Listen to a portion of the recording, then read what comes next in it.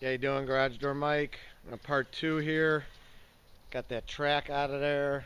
Got the door panels apart. Okay. All of them right here. Swept this area out. Popped this piece of commercial angle in.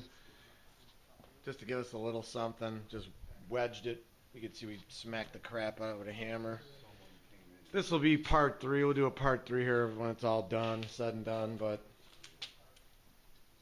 I don't even think this is the car that did it. Could be, but never know. Anyway, battery's gonna die here, so part 2.